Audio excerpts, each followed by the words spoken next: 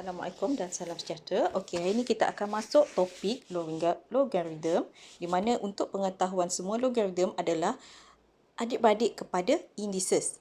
Okey, kalau tengok dekat pada nota di sebelah sini, nota ringkas di sebelah sini, if n equal to a power of x, then log n base a equal to x.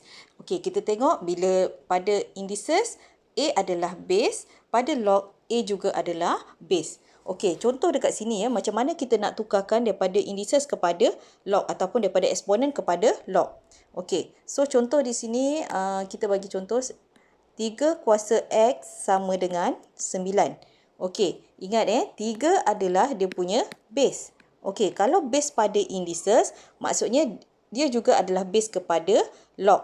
Okey, so bila kita nak dapatkan nilai X, kita hanya letak sini X sama dengan, letakkan 3 tadi sebagai asas log. Okey, so log asas 3, 9. Okey, ni contoh yang pertama. Okey, contoh yang kedua. Okey, saya bagi kat sini. Contoh yang kedua. Okey, 5 kuasa X tambah 1 sama dengan 3. Contoh ya. Okey, so asas dekat sini, asas dia adalah 5. Okey, maksudnya dekat sini log pun akan jadi asas 5. So, log 5, 3. Okey, X tambah 1 ni kita letak di sini. X tambah 1. Okey, nanti macam mana nak dapatkan X, nanti kita akan belajar untuk next topik ya. Okey, kemudian yang ketiga, saya bagi lagi. Okey, 5 kuasa 2X, masih lagi 5 kuasa 2X ataupun kat sini kita letaklah nilai ya. Contoh, sekejap. Okey. Contoh kat sini, okey. Saya bagi contoh yang ketiga. Okey, 2 darab dengan 3 kuasa 4X. Masih lagi asas 3 ya. Okey, sama dengan 7 contoh. Okey, kalau dekat sini ada 2 darab dengan 3 kuasa 4X sama dengan 7. 2 ni kita bawa dulu pindah ke sebelah. Untuk nak selesaikan 2 ni kita bawa pindah ke sebelah dulu. So, dia jadi 3 kuasa 4X sama dengan 7 per 3. Okey, so asas indeks atau asas eksponen adalah 3. Okey, so kita letak dekat sini. Okey, 3 ni dia akan jadi asas log sebab dia adik-beradik kan. Indices dengan log adalah adik-beradik. So, asas 3. So, sini log asas 3. So, 7 per 3. Okey, 4X ni dia akan pindah ke tepi sini. 4X. Okey, itu adalah macam mana kita nak tukarkan daripada indices ataupun persamaan eksponen kepada logaritm. Okey. Okey, kita sambung. Kalau tadi kita dah tengok macam mana nak tukarkan daripada indices kepada logaritm. Okey, sekarang ni kita tengok pula laws of logarithm ataupun hukum-hukum log. Okey, untuk hukum yang pertama iaitu log dengan asas yang sama. Contohnya kat sini hukum dia log A asas A sama dengan 1. Okey, contohnya kat sini log 3 dengan asas 3. So, dia akan bersama dengan 1. Kan sama kan ni kan? Okey, 3 dengan 3, so dia bersama dengan 1. Ataupun saya letak kat sini log X tambah 1. Sini X tambah 1. Okey, sama kan? Okey, sini dengan ni sama. X tambah 1, X tambah 1.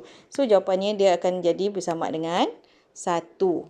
Okey, itu law yang pertama. Okey, law yang kedua sebenarnya sama juga dengan law yang pertama. Okey, itu nanti saya skip sebabnya nanti kita tengok pada law yang ketujuh menggunakan hukum law yang ketujuh. Okey, so kita pergi kepada law yang ketiga. Saya letak sini 3. Yang saya bulat ni, yang pertama, yang ketiga ni maksudnya law dia lah.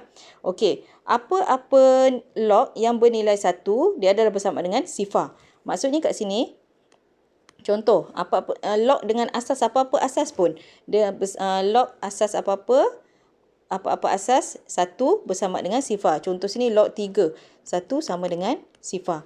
Ataupun log 1 asas 10x pun sama bersama dengan sifar. Atau sini log punca kuasa log asas punca kuasa 5 1 sama dengan sifar. Ingat log 1 adalah bersama dengan sifar. Tak kira lah apa dia asas pun.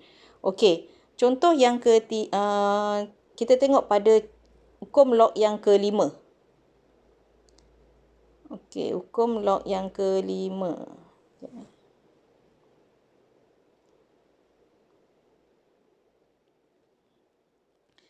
Okey, kita tengok pada contoh hukum log yang keempat.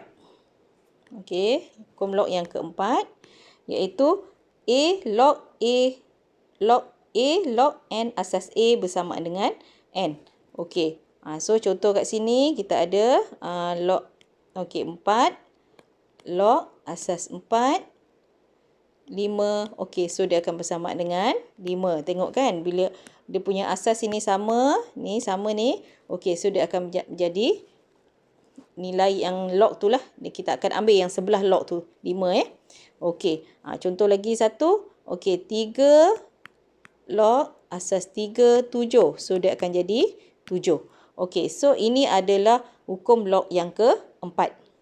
Okey, kita tengok hukum log yang kelima, keenam dan ketujuh. 5, 6, 7 ni sangat penting dan sangat selalu keluar untuk yang ni. Okey, so kita tengok hukum log yang ke-5 dulu. Okey, yang kelima melibatkan tambah. Okey, darab okey, maksudnya kat situ log M N tu maksudnya log M darab dengan N. Okey, contoh kat sini saya bagi log 3X. Okey, log 3X ni maksudnya log 3 darab dengan X. Okey, so dia adalah bersama dengan log 3 tambah dengan log 3 tambah dengan log X. Okey, ataupun saya letak sini log X tambah 1. Okey, ini contoh yang kedua untuk law yang kelima adalah bersama dengan log X tambah dengan log X tambah 1. Okey, ini law yang kelima. Okey, law yang keenam adalah bahagi. Okey, contoh kat sini log 3X bahagi dengan Y. Contoh Okey, so dia akan jadi log 3X tolak dengan log Y. Ataupun saya bagi kat sini log X tambah 1 bahagi dengan X tolak 2. Dia akan jadi log X tambah 1 tolak dengan log X tolak 2. Okey, cuma dekat sini saya akan saya nak ingatkan pada you all kita tengok pada page yang sebelah. Perbezaan bahagi ni. Okey, sebab ramai pelajar yang akan silap lah dekat situ. Okey, perbezaan dia Okey, contoh kat sini saya bagi log X bahagi dengan X tambah 1. X tambah 1. Okey, sebelah sini pula, sebelah kanan pula saya bagi log, contohlah ni asas 2 sini pun asas 2. Okey, saya ingatkan bila kita nak gunakan law of log, asas mesti sama. Bila kita nak gunakan law of log, asas mesti sama. Okey, so sini log asas 2. Okey, kemudian sini X bahagi dengan log asas 2 X tambah 1. Okey, A dan B ni adalah dua log yang berbeza. Persamaan log yang berbeza. Okey, awak tak boleh gunakan log hukum log bahagi pada soalan B. Okey, kenapa? Okey, kita tengok dekat sini Okey, pada A, X bahagi X tambah 1 ni duduknya pada satu rumah. Dia hanya ada satu rumah. Okey, tapi untuk soalan B, log 2X bahagi dengan log X asas 2 bahagi dengan log X tambah 1 asas 2, dia ada dua rumah. Okey, ini rumah yang pertama, ini rumah dia yang kedua. Tapi kalau yang A, dia duduk dalam satu rumah. So, yang ni awak boleh terus gunakan law of log, dia bahagi kan? Okey, so jadi log X asas 2 tolak dengan log X tambah 1 asas 2. Okey, tapi untuk soalan B tak boleh. Soalan B maksudnya awak kena selesaikan log X asas 2 tu apa. Kalau ada nilai lah. Kalau ada nilai tu selesaikan. Dan log X tambah 1 asas 2 tu apa dia. Kalau diberi nilai. Okey, nampak tak perbezaan tu? A dan juga B. Okey. Next kita tengok pada law yang ke-7. Okey, law yang ke-7 bila melibatkan kuasa. Okey. Contoh sini log 5 kuasa 3. Log asas 7, 5 kuasa 3. So, ni dia akan jadi kuasa kita bawa ke depan. So, 3 log 5 asas 7. Ataupun saya buat sini log, contoh yang kedua log asas 8 lah. 7 kuasa X. So dia akan jadi X log 7 asas 8. Okey, maksudnya kuasanya kita akan bawa ke hadapan. Okey, saya tambah satu lagi. Ada satu lagi formula yang tak ada dalam nota ni. Okey, formulanya adalah eksponen ln F adalah bersamaan dengan F. Okey. Kemudian kita tengok pada contoh. Okey, kita tengok pada contoh. Contoh yang pertama, eksponen ln 3. Ini adalah bersama dengan 3. Ataupun contoh yang kedua, saya bagi kat sini, eksponen ln X tambah 1. Dia akan bersama dengan X tambah 1. Dan yang ketiga adalah, contohnya kita nak dapatkan nilai bagi 5 eksponen 2 ln 7. Okey, so yang ni kita selesaikan dulu. Hukum ln dan juga hukum log adalah sama. In tu maksudnya ln ya. Okey, so sini kita akan dapat sini 5 eksponen ln 7 kuasa 2 sama dengan 5 eksponen ln 49.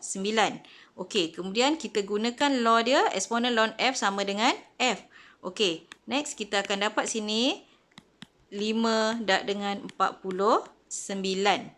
Okey, so 5 darab dengan 49 kita akan dapat, sekejap, 245. Okey, so kita dapat jawapan sini 245. Okey.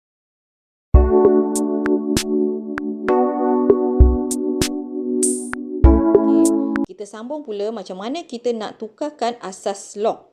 Okey, ada dua formula dekat sini, iaitu formula yang pertama log B asas A, kita tukarkan menjadi 1 bahagi log A asas B. Dan formula yang kedua adalah log B asas A dan akan jadi log B asas C bahagi dengan log A asas C. C itu adalah apa-apa nilai sahaja, iaitu apa-apa nilai asas yang kita nak tukarkan. Nak tukarkan kepada nilai apa, kepada asas apa. So, itu adalah C. Okey, so kita tengok contoh yang pertama, iaitu saya letak sini log 4 asas 3. Okey, bila saya gunakan formula yang pertama, okey, dia akan jadi 1 bahagi dengan log 3 asas 4. Dia bertukar kan? Dia bertukar. 4 tadi dia akan jadi asas. Kalau sebelum tu 3 adalah asas. Tapi bila gunakan formula ni, kita tukarkanlah.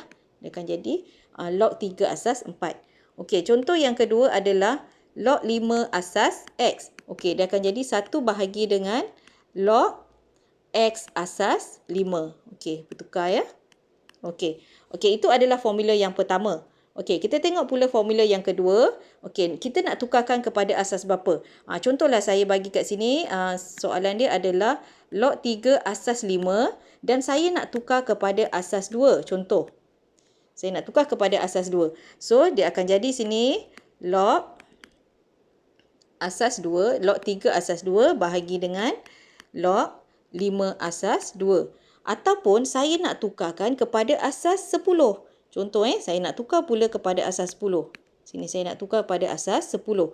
So dia akan jadi log 3 bahagi dengan log 5. Saya tak tulis lah log asas 10 tu, kita tak perlu tulis. Kalau nak tulis pun tak ada masalah. Tapi tak tulis pun tak apa. Bila kita tak tulis maksudnya tahulah itu adalah asas 10.